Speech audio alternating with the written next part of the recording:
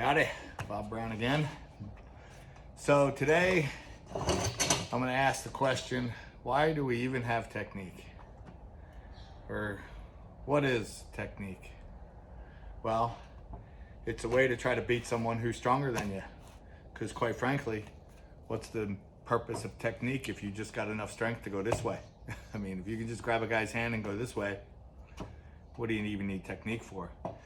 The reason to learn technique is to beat people that you should not be beating.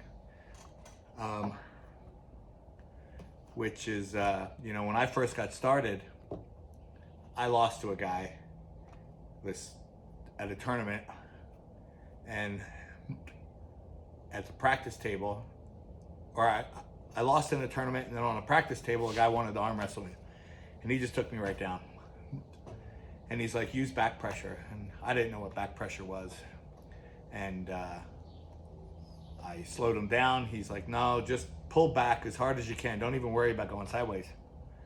And I did, and I ended up stopping him right in the center of the table. He did something with his hand, messed my wrist and hand up and put me down. I'm like, oh, wait a minute. I think I noticed something there, because I tend to learn pretty quick. And sure enough, I back pressured him. I walked his hand without even really knowing what I'm doing. And then I beat him. So in the course of like 5 minutes or 2 minutes, I went from losing to getting killed by a guy to beating a guy. And in that moment, I decided, oh, this sport's all technique. I just need to learn how to arm wrestle because I'm already stronger than all these guys. And I was really successful at that. I mean, I was fortunate. I was pretty strong growing up. I had decent genetics.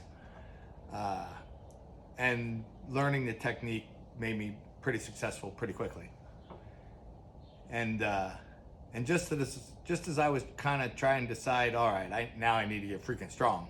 It's the first time I injured myself, and that's a whole long story. But Travis Badgett once said something that's absolutely true. My need for back pressure is pretty much directly correlated to my fear of your side pressure. And so that's what technique is. Technique is just how can I attempt to get a leverage advantage over this person who's stronger than me. Because everyone knows when you're right here and you go sideways, when you're close to your body, you're at your strongest, and when you're far away from your body, you're at your weakest. Try to pick up a 30-pound dumbbell and do it right here, and then try to lift it up out here, and it's a big difference. And all this is, everyone knows this. So the technique comes into how can I gain an advantage on that person? And of course, back pressure is one of the biggest things.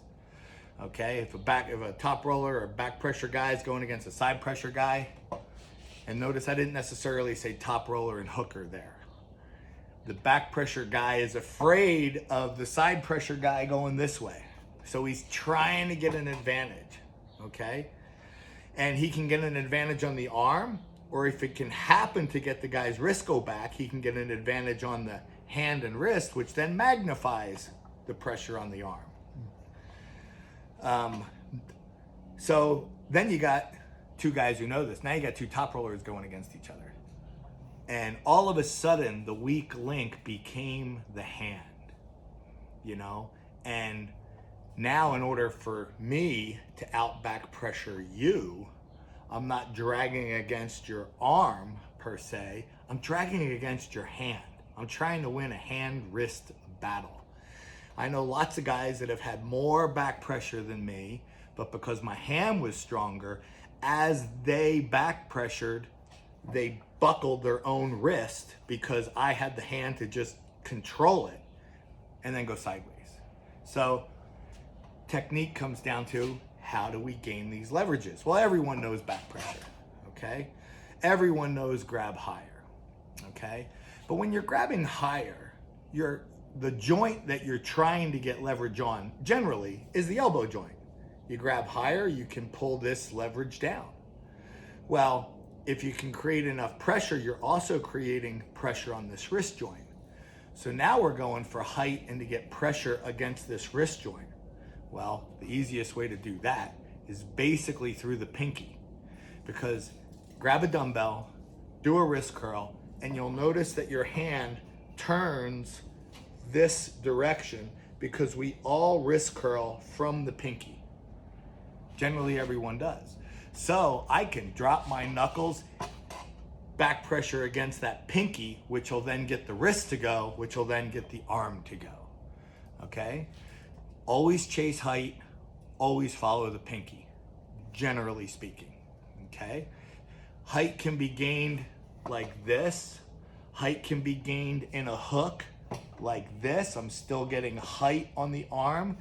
Height can be gained over here in a losing position, coming this way, or even going towards your opponent and then coming up. I can gain height on the opponent coming this way, because if I'm coming this way, my opponent is opening up. So I can open his arm up and then try to gain height. When walking a hand, everyone tries to walk up and beat the top part of the hand.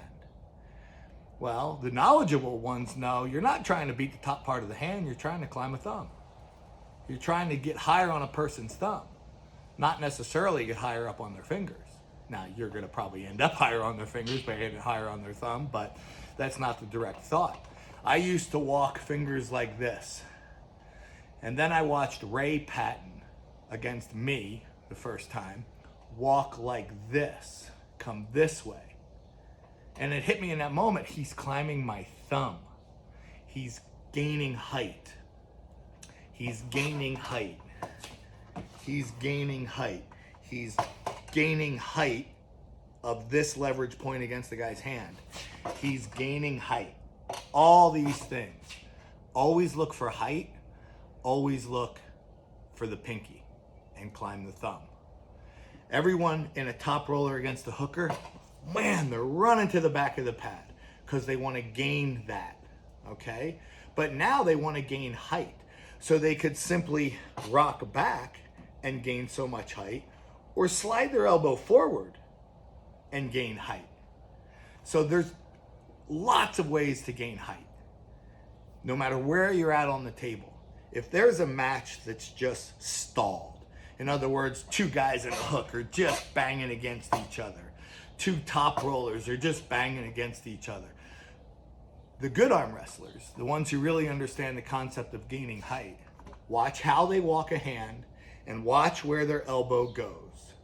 And then ask yourself, is that person trying to gain height? Is he trying to improve his leverage advantage right in the middle of the match? The guys who just simply go like this, they're working on strength, speed, and muscular endurance. The guys that are doing this, they're trying to gain a leverage advantage because they don't have the strength and muscular endurance to deal with this guy. So they're trying to gain that advantage. That's what technique is all about, trying to gain a leverage advantage. And there's basically two ways. Always look for height and always follow that pinky. Hope that helped. There'll be more. Have a good day.